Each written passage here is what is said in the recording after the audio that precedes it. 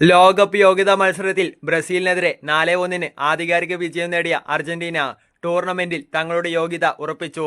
എന്നിരുന്നാലും മത്സരത്തിനു മുമ്പ് ബ്രസീലിയൻ കളിക്കാരുടെ, പ്രത്യേകിച്ച് റാഫിഞ്ഞയുടെ അർജന്റീനിയൻ ടീമിനെ ലക്ഷ്യം വെച്ചുള്ള പ്രകോപനപരമായ പ്രസ്താവനകളാണ് മത്സരശേഷവും ചർച്ചയാവുന്നത്. ഉജ്ജ്വല വിജയത്തിന് ശേഷം സംസാരിച്ച അർജന്റീന താരം റോഡ്രിഗോ ഡി പോൾ ഈ വിഷയത്തിൽ പ്രതികരിച്ചു.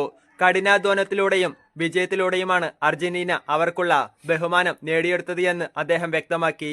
അദ്ദേഹത്തിന്റെ വാക്കുകൾ ഇങ്ങനെയാണ്: ഞങ്ങൾ മത്സരത്തിന് മുമ്പ് ആരെയും പുച്ഛിക്കാറില്ല, അനാദരവ് കാണിക്കാറില്ല. ഈ വർഷങ്ങളിലെല്ലാം ഞങ്ങളോട് പലരും വളരെയധികം അനാദരവ് കാണിച്ചിട്ടുണ്ട്. ആരും ഞങ്ങളെ സഹായിച്ചില്ല. ഞങ്ങളെല്ലാം സ്വന്തമായി നേടിയെടുത്തതാണ്. ഞങ്ങൾ അത് തെളിയിച്ചുകൊണ്ടിരിക്കുന്നുവെന്ന് ഡി പോൾ പറഞ്ഞു. കഴിഞ്ഞ 6 വർഷമായി ഞങ്ങൾ ഏറ്റവും മികച്ച ദേശീയ ടീമാണ്. അവർ ഞങ്ങളെ ബഹുമാനിക്കട്ടെ എന്ന് ഡി പോൾ പറഞ്ഞു. കോപ്പ അമേരിക്ക, ലോകകപ്പ് എന്നിവയുൾപ്പെടെ സമീപ വർഷങ്ങളിൽ പ്രധാന കിരീടങ്ങൾ നേടിയ അർജന്റീനയുടെ ലോക ഫുട്ബോളിലെ ആധിപത്യത്തെയാണ് അദ്ദേഹത്തിന്റെ വാക്കുകൾ പ്രതിഫലിപ്പിക്കുന്നത്.